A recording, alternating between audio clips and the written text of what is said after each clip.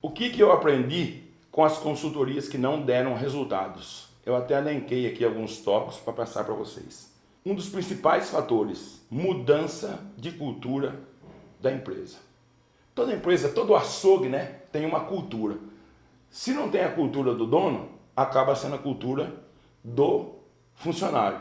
Às vezes o dono tem ali que você tem que chegar sempre com a barba pronta, feitinha, modelada, você tem que estar com o uniforme passado, asseado, você não pode ir para casa com uniforme, porque tem contaminação cruzada, nenhum funcionário pode sair do açougue com uniforme e ficar desfilando pela rua, fazer propaganda, isso não existe.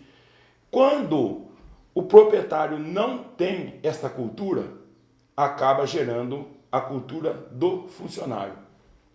Aí tudo não funciona, porque a cultura do funcionário, ele vai na cultura no que ele acredita. Então ele pode chegar com o uniforme amassado, ele pode chegar com a bota suja, ele pode chegar barbudo, ele pode atender um cliente faltando um dente, tudo é ele que faz. A cultura é dele, a cultura não é do proprietário. Mudança de cultura do proprietário, mudança de cultura da empresa. Este é um dos fatores que levaram a muitas consultorias nossas não dar resultado. Segundo ponto, nepotismo. Nós chegamos em algumas casas de carne onde alguns proprietários colocam a família, colocam um filho no caixa, um sobrinho para cuidar do RH, e aí tem aquele excesso de familiares que a consultoria às vezes tenta cortar e não consegue, porque você consegue colocar um sobrinho seu no caixa, uma sobrinha no caixa, e que ela responda igual aos outros colaboradores? Você não consegue, é muito difícil. Ela usa dos artifícios de fazer parte da família, você acaba não descontando o que tem que ser descontado, os encargos você acaba não descontando. Às vezes você paga mais por ser da família e ela não produz tanto quanto a necessidade de produção. Ela é da família. Então, estes são fatores que nós encontramos nas consultorias que acabam não dando resultado. Nepotismo. Esse é um grande fator negativo dentro das consultorias que nós encontramos. Outro ponto que é negativo nas consultorias: geração X e geração Z. Qual é a perca que eu tenho em ter um colaborador geração X e um colaborador geração Z? Geração X, ele acredita que o que funciona é operação e não gestão. Então, esse colaborador, ele não tem problema com horário. Você vai levantar às 5 horas da manhã, ele vai até às 10 da noite, ele vai. Sábado, domingo, feriado, dia santo, tudo está ótimo para ele, desde que ele tenha um salário condizente com o que ele está trabalhando. Geração X, ele quer trabalhar mais e ganhar mais. Isso é um dos pontos que eu conheço, porque eu sou geração X, eu acompanho os açougueiros e sei muito bem o que eles almejam como salário, como carga horária. Primeiro, o açougueiro de geração X, ele nem está preocupado com carga horária, desde que ele receba por isso. Então, mas ele não acredita em gestão. Então é mudança. Você chegou com a mudança, você precisa mudar os hábitos dele. Pronto, já deu problema. Eu demoro muito tempo para conseguir a confiança dele de que o meu trabalho introduzido na geração vai dar outros resultados. Alguns eu consigo, outros até se desligam da empresa quando a empresa conhece e sabe que vai chegar a mudança. Geração Z. Então você vai fazer uma consultoria num açougue que tem geração Z, se tiver 10 funcionários, você tem que montar 10 casas de carne, uma para cada um. Porque o que eles querem? Você tem que adequar o horário dele à balada dele de sexta-feira, a balada dele de sábado, a balada dele de domingo. Então você tem que alinhar isso para ele. Você tem que fazer o horário que seja próprio para ele. Ninguém gosta de fazer o fechamento. Geração Z, eles têm que trabalhar de manhã para não ir no fechamento, que o fechamento fica para a geração X. Quantas mudanças nós podemos chegar numa casa de carne e nós vemos que às vezes o resultado dá errado?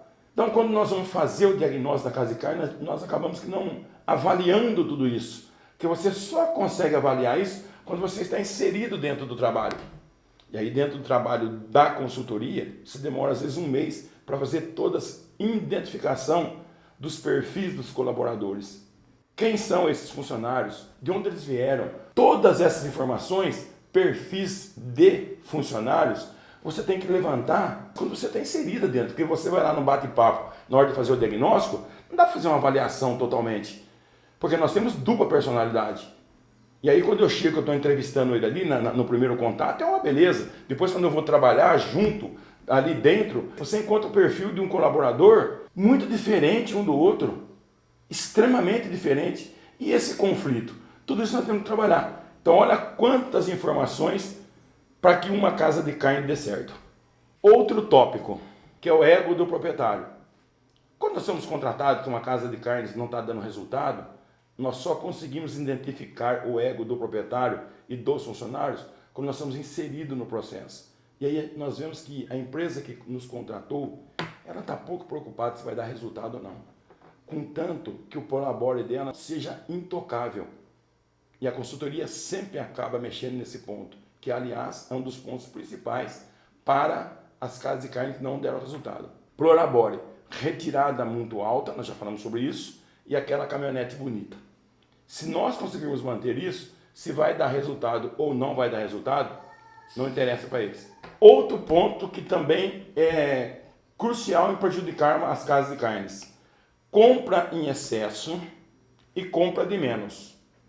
Nossa, mas Paulo, como é que eu vou identificar isso? Bom, nós não temos que identificar o ponto de equilíbrio do açougue. Quando nós identificamos o ponto de equilíbrio, é o que eu preciso para sanar todo o meu custo operacional, nós temos que identificar isso. Então nós temos que identificar o ponto de equilíbrio do comprador. Se é no supermercado, primeiro que eu já encontrei muitos compradores apaixonados, e aí vem o ego novamente de comprar. É quando chega o comprador no supermercado e eu coloco ele numa condição submissa minha, porque eu sou comprador.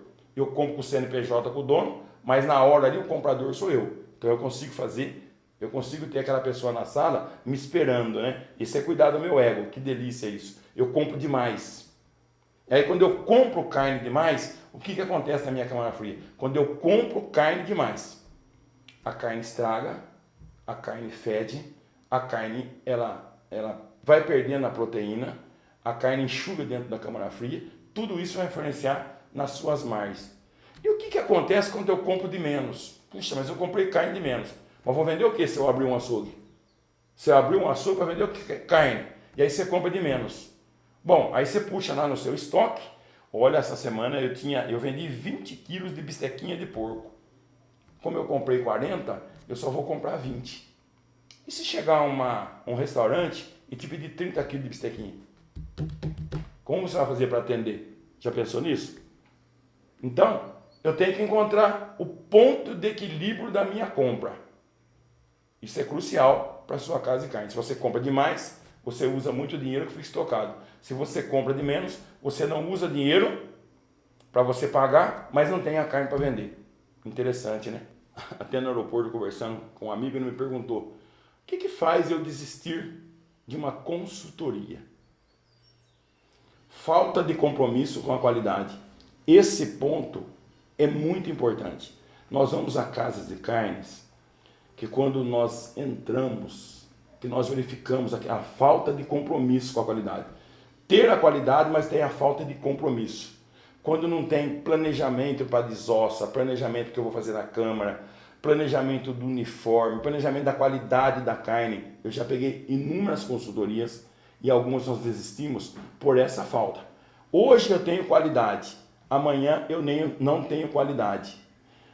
Daqui 10 dias eu tenho carne com qualidade. Aí chegou o frigorífico que te traz uma vaca, porque o boi custa 20, a vaca custa 16, e aí você erra também que a vaca tem mais quebra, e aí você perde toda a qualidade para continuar mantendo a sua margem de lucro. Então, uma das coisas que faz muito eu desistir de consultoria, já fez isso de eu desistir de consultoria, é a falta de compromisso, de ética do proprietário com a qualidade da carne, de ética com os seus clientes. Um outro ponto negativo de algumas casas de carnes que nós também já encontramos é a falta de inteligência de mercado. Você tem estrutura financeira, você monta uma bela casa de carnes no local errado. Qual foi o planejamento que você fez sobre isso? Você investiu naquela bela casa de carnes, mas você não quer investir para pagar uma pessoa que faça essa pesquisa se a sua casa de carnes que você está abrindo ali, ela cabe naquele bairro, ela cabe naquela avenida. Porque se você monta uma casa de carnes para público A e B, num local que é C e D, o seu erro é gravíssimo. Por quê? Como é que você vai vender? Porque o público C e D, ele quer preço.